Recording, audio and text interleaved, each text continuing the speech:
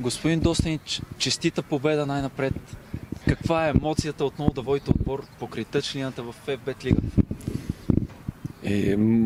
Гледайте нештата, аз просто немах достатично време, трсим некои нешта од хора кои имају качества. За мене тој наш одбор има доста качества, има опитни фудбалисти кои знаеу за кој става дума и тогава просто бех многу доволен од тие кои праве, заштото не сме имали достатично време да правиме упитак, смо се 2-3 дена тука тактичарски да правиме, али јас сам преди всичко доволен, заштото даваше всичко себе, секи еден фудбалист даваше максимума и това ме чини щастлив. Вие самия как се усещате да сте начело на отбор?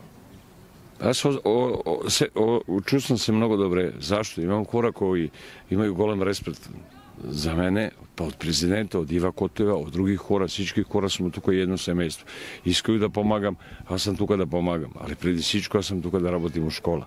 Сега, ако можеме да помогнемо, аз ќе да помагам, али фудбалисти кои су правиле днеска, това е пут кој треба да продолжим. Цялостната ви оценка за двубоя, защото сам казахте, че като че ли две различни полувремена игра. Точно така, ми направивме прво полувреме, честито на одбора на Спартак Варна, заштото е еден одбор кој игра силно, знаеу за кој става дума, играју 3-5-2, многу добро тактички стое, за да им направиме повише положења од тие. На кршта, прво полувреме за мене беше одлично. Второ полувреме, не знам зашто, искали сме да караме втори гол, пак да останемо компактни. Нештата се не получише, али ништо не могу да кажам лошо за мои фудбалисти и су давали всичко себе. Сега нам треба време, тој е прави пут по коме треба да врвиме, секи една мач треба да играмо на 100%, на 110%, просто това ни е достатично. Али честито на момчета, многу сум доволен за тие.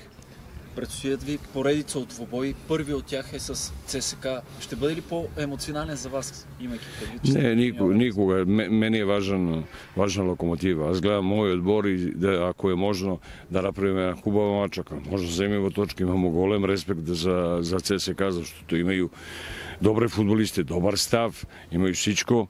Това не е случайно да су силен одбор. Аз немам ништо нито против еден одбор, аз само гледам своја работа и мој одбор. И финално, смятате ли, че това беше победата, от която се нуждаеше Локомотив, за да направи крачка напред към спасение? Точно, това е истина која кажете. Това е истина. Зашто и фудбалисти днеска требаше на три точки да спечелимо. Да, направили сме нешто многу добре во прво полувреме, направивме неки грешки, али това е пут. Ако се раздаваме, ако работиме за одбор, ако е колектив преди секи един фудбалист, тогава мислам да имамо проблема. Благодаря.